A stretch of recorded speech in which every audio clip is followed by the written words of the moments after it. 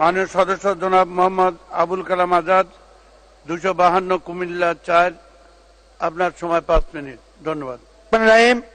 মাননীয় স্পিকার, দ্বাদশ জাতীয় সংসদে 2024-25 অর্থ বছরে প্রস্তাবিত প্রথম বাজেটের উপর আমাকে আলোচনা করার সুযোগ দেওয়ায় আপনাকে ধন্যবাদ।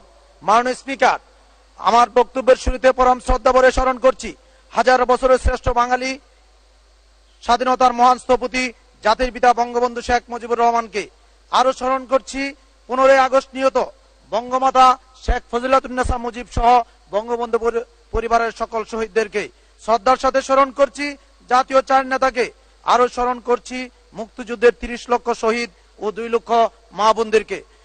মাননীয় স্পিকার, কৃতজ্ঞতা জানাই আমার নির্বাচনী এলাকা 252 কুমিল্লা 4 দেবিদ্বারের সর্বস্তরের জনগণকে, যারা বিপুল ভোটে আমাকে নির্বাচিত করে এই মহান সংসদে তাদের প্রতিনিধি হিসেবে পাঠিয়েছেন।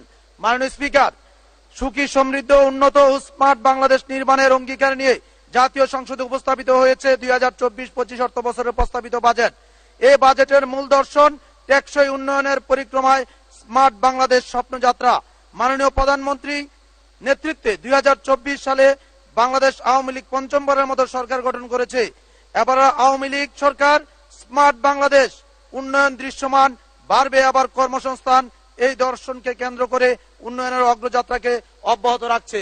মাননীয় স্পিকার, এবারের বাজেটে শিক্ষা খাতকে বরাদ্দ বেশি দেওয়ায় অর্থমন্ত্রী মহোদয়কে ধন্যবাদ জানাচ্ছি। মাননীয় স্পিকার, বর্তমানে রাশিয়া, চীন, জাপান, কোরিয়া উন্নত রাষ্ট্র পরিণত হয়েছে বিজ্ঞান ভিত্তিক কারিগরি শিক্ষা উন্নয়নের কারণে।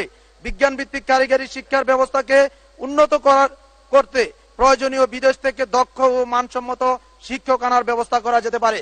মাননীয় স্পিকার, প্রস্তাবিত বাজেটে ঘাটতি মেটানোর জন্য দেশের ব্যাংক থেকে 1,37,500 কোটি টাকা ঋণ নেওয়ার হবে বলে প্রাক্কলন তৈরি করা হয়েছে। সরকারের বাজেট ঘাটতির টাকা ব্যাংক থেকে নিলে সেই টাকা বেসরকারি বিনিয়োগের বাইরে চলে যাবে। ইতিমধ্যে ব্যাংকগুলোতে তারল্য সংকটের কারণে নতুন কোনো বিনিয়োগ দিতে পারছে না। বর্তমানে সুদের হার 9% থেকে বাড়িয়ে 14% আদায় করা হচ্ছে। ফলে অনেক শিল্প প্রতিষ্ঠান বন্ধ হয়ে গেছে এবং ঋণ খেলাপির সংখ্যা বাড়ছে। একই সাথে নতুন শিল্প স্থাপন ও কর্মসংস্থানের সৃষ্টিতে স্থবিরতা সম্ভাবনা রয়েছে। তাই এই বিষয়ে উপর বিশেষ গুরুত্ব দিয়ে ব্যাংক থেকে ঋণ নির্ভরতা কমিয়ে আনার জন্য মাননীয় অর্থমন্ত্রীকে সবিনয় অনুরোধ করছি। মাননীয় স্পিকার, বর্তমানে 1,05,00,000 মতো ঋণদারি আছেন। তার মধ্যে এবছর 37 লক্ষ করদাতা রিটার্ন জমা দিয়েছেন। মাত্র 20 লাখের মতো করদাতা কর পরিশোধ করেছেন। প্রায় 68 লাখ ঋণদারি রিটার্ন জমা দেননি।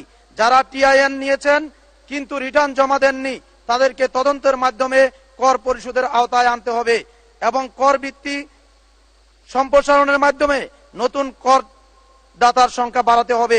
প্রয়োজনে প্রতিটি উপজেলায় কর অফিস স্থাপন করতে হবে। এখানে উল্লেখ্য যে এই বাজেটের কর ধাপ অনুযায়ী প্রস্তাবিত কর হার কমিয়ে আনলে করদাতার সংখ্যা বাড়বে এবং আয়কর খাতে সরকারের রাজস্ব বৃদ্ধি পাবে। তাই প্রস্তাবিত কর কমিয়ে সর্বোচ্চ 30% থেকে 20% করার জন্য এই মহান সংসদে জোর দাবি জানাচ্ছি। মাননীয় স্পিকার, রাজস্ব আহরণের চ্যালেঞ্জ মোকাবেলা করতে হলে সরকার প্রয়োজনীয় জনবল ও লজিস্টিক সাপোর্ট, কর কমিশনারেট ও কর সার্কেলের মতো গুরুত্বপূর্ণ দপ্তরের জন্য কোনো নিজস্ব ভবন নাই। ভাড়াকৃত ভবনে দাপ্তরিক কাজ পরিচালিত হচ্ছে। তাই প্রত্যেকটি কর কমিশনারেট ও কর সার্কেলের জন্য নিজস্ব ভবন থাকা ও যুগ্ম কর কমিশনার ও উপকর কমিশনার পর্যায়ে কর্মকর্তাদের জন্য সরকারি গাড়ি বরাদ্দ দেওয়া দরকার, যাতে তার পেশাদারিত্বের সাথে দায়িত্ব পালন করতে পারে। জনস্বার্থে এই বিষয়টি বিবেচনার জন্য অনুরোধ করছি। মাননীয় স্পিকার, নির্দিষ্ট পরিমাণ কর দিয়ে এই অর্থ বছরের মধ্যে শুধুমাত্র শিল্প বা ব্যবসায় বিনিয়োগ শর্তে অপ্রদর্শিত টাকা প্রদর্শন করার সুযোগ দেওয়া যেতে পারে। এতে এই টাকা কর্মসংস্থানের সৃষ্টিতে এবং জাতীয় প্রবৃদ্ধিতে অবদান রাখবে। প্রয়োজনে প্রস্তাবিত 15% স্থলে 5% কর আরোপ করা যেতে পারে, যাতে অধিক পরিমাণ অপ্রদর্শিত অর্থ শিল্প বিনিয়োগ হয়। এ বিষয়ে মাননীয় অর্থমন্ত্রীর সুদৃষ্টি কামনা করছি। মাননীয় স্পিকার, আমার নির্বাচনী এলাকা 252 কুমিল্লা 4 দেবিদ্বারের একটি পৌরসভা 15টি ইউনিয়ন নিয়ে গঠিত। এই বাজেটের উপর বক্তৃতা দেওয়ার সুযোগে আমার উপজেলা জনগণের জন্য আমি কয়েকটি বিষয় সংশ্লিষ্ট মন্ত্রী মহোদয়ের দৃষ্টি আকর্ষণ করছি। দেবিদ্বার উপজেলা শেখ রাসেল মিনি স্টেডিয়াম নির্মাণ প্রকল্পের আওতায় একটি মিনি স্টেডিয়াম স্থাপনের অনুরোধ করছি।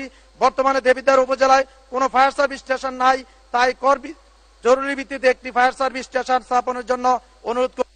ধন্যবাদ মাননীয় সদস্য, আপনাকে অসংখ্য ধন্যবাদ।